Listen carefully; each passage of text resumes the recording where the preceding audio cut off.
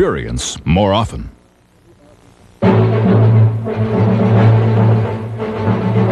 Arab leaders vote to send troops to support Saudi Arabia. In a stormy session, they reject Saddam Hussein's call for a holy war and make history here in the shadow of the Sphinx. This is the CBS Evening News. Dan Rather reporting tonight from Cairo, Egypt. Good evening. This was the day Arab leaders sought to prove they could craft an Arab solution to the Persian Gulf crisis, and the day that Saddam Hussein showed just how difficult that is going to be. But in the face of Saddam's threats, the Cairo summit delivered big for the United States, President Bush, and Egypt's President Mubarak. A majority of the Arab leaders condemned Iraq's invasion of Kuwait, and they agreed to send troops to Saudi Arabia to head off any possible Iraqi invasion of that country. This is a major diplomatic victory for the United States, for Presidents Bush and Mubarak, because they all wanted Arab participation in a multinational military force. Through a spokesman, a defiant Saddam Hussein called on Arabs and Muslims everywhere to unite in an Islamic holy war against the United States and other foreign forces in the Persian Gulf. He also called on Saudis to overthrow their royalty. He urged Egyptians to somehow stop foreign ships from passing through the Suez Canal. As Mr. Bush headed for a vacation today, he said Saddam's call for a holy war is, quote, a frantic ploy by a man backed into a corner. The president also said he's prepared to enforce economic sanctions against Iraq. He would not use the word blockade, but it was clear that's what he meant.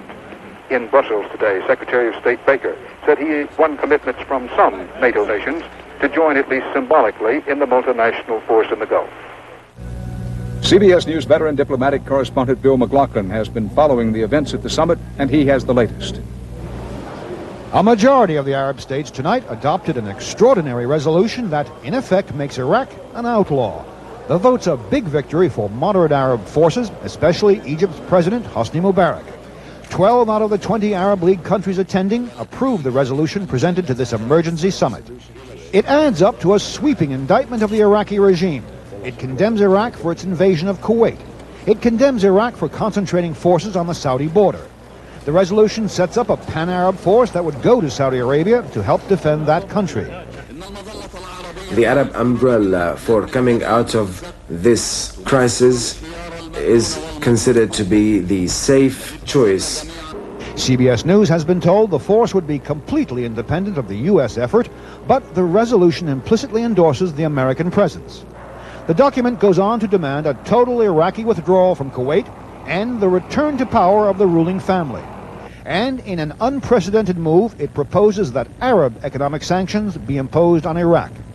The resolution represents a considerable personal victory for Egyptian President Mubarak. Reliable sources tell CBS News that Mubarak has been working behind the scenes to place an Arab noose around the neck of Iraqi strongman Saddam Hussein. The sources say the Egyptian leader has been in touch with Arab countries with military might like Algeria, Syria, and Morocco, laying the groundwork for the pan-Arab force which could move into Saudi Arabia. And so Mubarak's strategy, Dan, is to corner Saddam Hussein and tighten the screws until the economic, political, and military pressures become unbearable. And if they do become unbearable? Well, Mubarak, Dan, is trying to handle this in a traditional Arab way. He's trying to throw Iraq out of the Arab family, and in this part of the world, that's no joke. You're better off dead than losing your family. He's hoping the Iraqi people will rise up and take care of the problem of Saddam Hussein any way they choose. Bill McLaughlin, thanks. Even with 50,000 U.S. fighting men and women in the field, President Bush is determined to put out a business-as-usual message. Life goes on was his theme today as he flew to Maine for his annual summer vacation. CBS News White House correspondent Leslie Stahl reports. President Bush sent the world a message that he's keeping his cool. He demonstrated that by going on